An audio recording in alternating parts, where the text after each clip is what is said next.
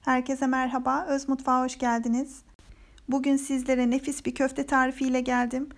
Eğer köfteyi bu şekilde yapmayı denemediyseniz kesinlikle deneyin derim. Pişman olmayacağınıza eminim. Şimdi sizi daha fazla bekletmeden hemen tarife geçiyorum. İyi seyirler diliyorum. Öncelikle köftemin dolgu malzemesini hazırlamakla başlıyorum. Ben bunun için mantar, patates, havuç ve kapya biber kullandım. Mantarların kabuklarını soyduktan sonra doğrayacağım. Patatesi de küp küp, küçük küçük doğrayacağım. Havucu da rendeledim. Kapya biberi de ince uzun şekilde doğradım.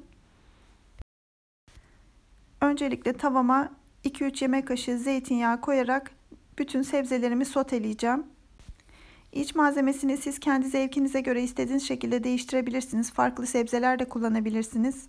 Kendi damak zevkinize göre istediğiniz şekilde değiştirebilirsiniz tabii ki. Bütün sebzeleri tavaya aldım. Soteliyorum. 1 çay kaşığı tuz ekledim. 1 çay kaşığı da karabiber ekliyorum. Sebzeler yumuşayana kadar soteliyorum.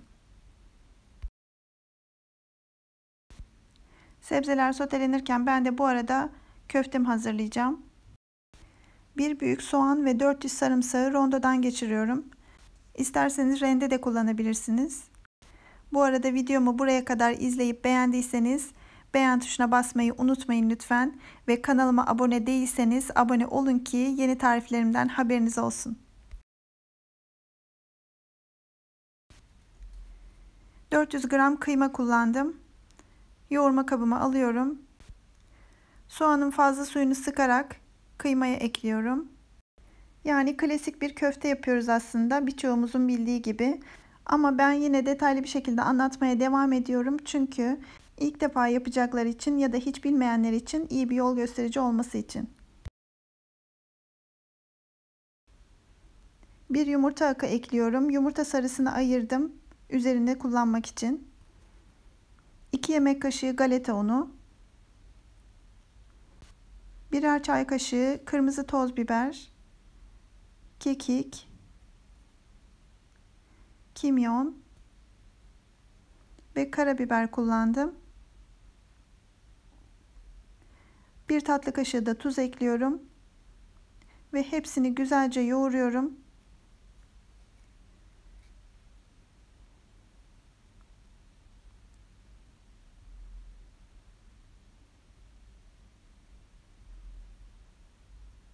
Galeta unu kullandığım için birkaç yemek kaşığı da su ekliyorum.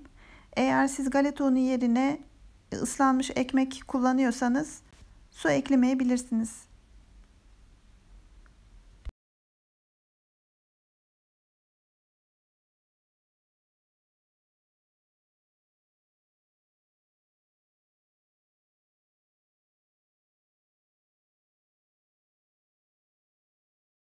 Evet, köfteyi yoğurdum.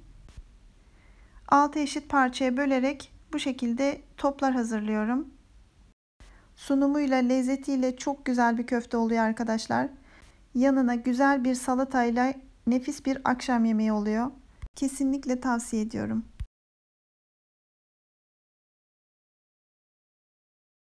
Tezgaha streç film serdim ki rulo yaparken daha kolaylık olsun. Köfteyi rulo yapabilmek için ince bir şekilde açıyorum. İçine sotelediğim harçtan koyacağım ve köftemi rulo yapacağım. Bu arada köfteyi hazırlarken milföy hamurlarını da derin dondurucudan çıkardım ki biraz yumuşaması gerekiyor çünkü.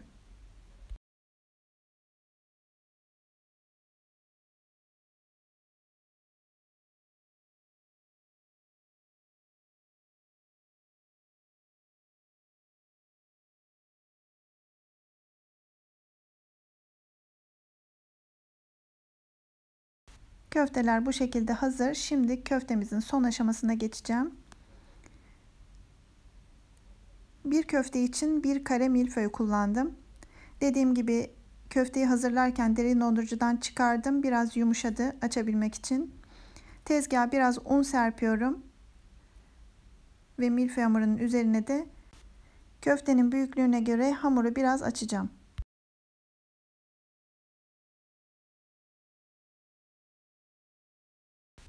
Hamuru açtıktan sonra köftemi hamurun ortasına yerleştiriyorum.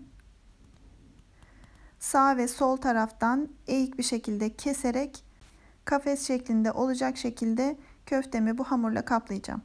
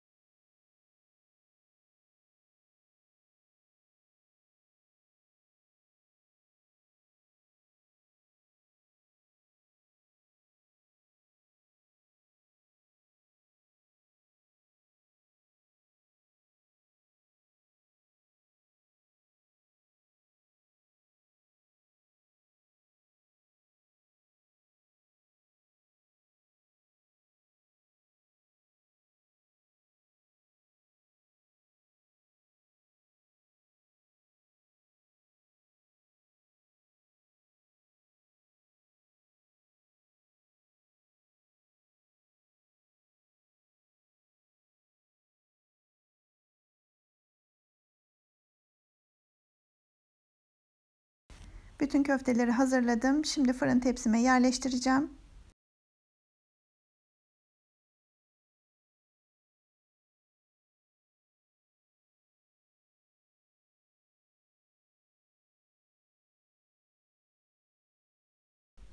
Yumurtanın sarısını ayırmıştık. Üzerine yumurta sarısından süreceğim ve önceden ısıtılmış 180 derece fırında nar gibi kızarana kadar pişireceğim.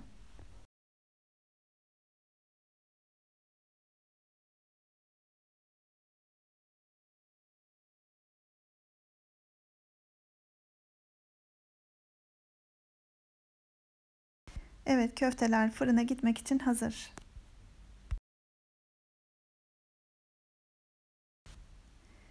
Köftelerim fırından çıktı. Gördüğünüz gibi nefis bir şekilde piştiler. Servis tabağıma da aktardım. Daha yakından size göstermek istiyorum. Farklı bir köfte tarifi. Gerçekten lezzeti nefis. Şimdi bir tanesinin içini kesip size göstermek istiyorum. İç malzemesi olarak dediğim gibi siz istediğiniz malzemeyi kullanabilirsiniz. Klasik dalyan köftede olduğu gibi içine haşlanmış yumurta da koyabilirsiniz. Bakın hamuru da köftesi de nefis bir şekilde pişti. Tam ağzınıza layık. Bu tarifi mutlaka denemelisiniz. Deneyecek olanlara şimdiden afiyet olsun. Yeni tariflerde görüşmek üzere. Hoşça kalın.